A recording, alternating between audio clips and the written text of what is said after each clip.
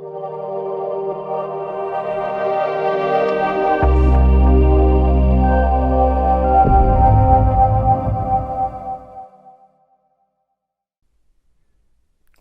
It's Ashley from Demystifying Your Health.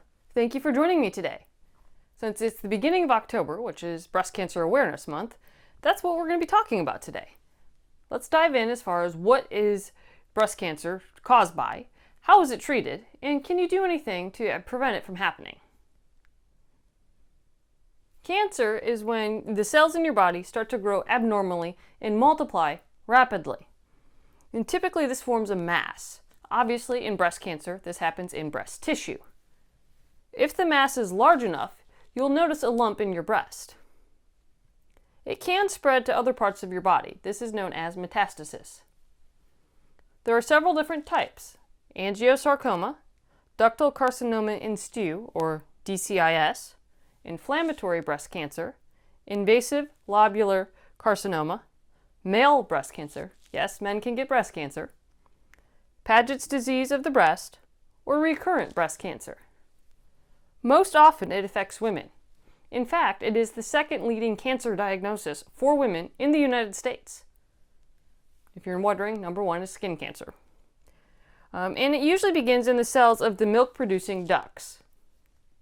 When it comes to breast cancer, there is no known specific cause, but it's thought to be related to your genes and environment.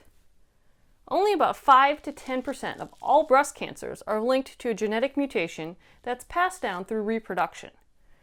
The two most common are breast cancer gene 1, or BRCA1, and breast cancer gene 2, or BRCA2. Several factors can increase your chances of having breast cancer. Obviously, the number one is being female. The next big one is increases in age. As we get older, our chances of it increase. If you have a history of breast problems, if you started your period before the age of 12, if you have a late onset of menopause, if you've never been pregnant or had your first child after 30, if you are obese, or if you drink alcohol, all of these factors increase your chances of developing breast cancer. There are symptoms that can indicate you have breast cancer. The first and most common is a lump or thickening in the breast. This area feels different than the surrounding tissue. You have changes in your breast size, shape, or appearance. The skin over the breast changes, sort of like a dimpling effect. Your nipple becomes inverted when it was not like that before. The skin of the breast peels, has scales, crusting, or flaking. Or the skin of the breast looks like the outside of an orange, where it's red and pitting. When it comes to treating breast cancer, there are several factors to consider. The first is the stage, which is a 0 to 4 scale. 0 means that it's non-invasive or contained to one area, where 4 means that it has metastasized to somewhere else in the body. Besides the stage, your doctor is also going to take into account the size of the lump, your sensitivity to hormones, your overall health, and your preferences. When it comes to surgery, there's a couple of different types. You have a lumpectomy, which is the removal of cancerous cells only, a mastectomy, which is the removal of the entire breast. And it's important to note here that usually if you have breast cancer in one breast, you don't have breast cancer in the other breast. So you don't have to have both removed unless you choose to do so, which some women do because they want to reduce the risk of it coming back in the other breast at a later point. And the other big thing with surgery is sometimes your doctor is going to remove lymph nodes as well. And this is because of the way your body functions with the lymphatic system, is that's how the cancer usually spreads to other parts of the body. So they're going to remove the lymph nodes closest to the area where there's the cancer and see if the cancer is spread there. If need to, they'll go further and further out until they can figure out exactly how far it's spread.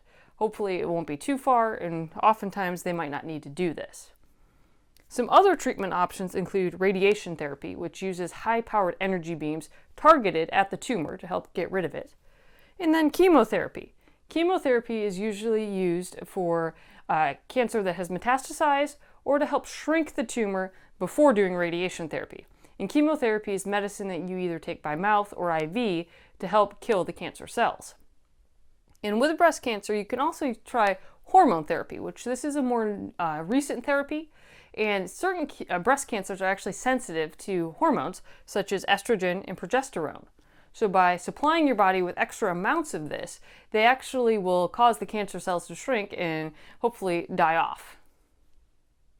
Another essential component of breast cancer treatment is palliative care.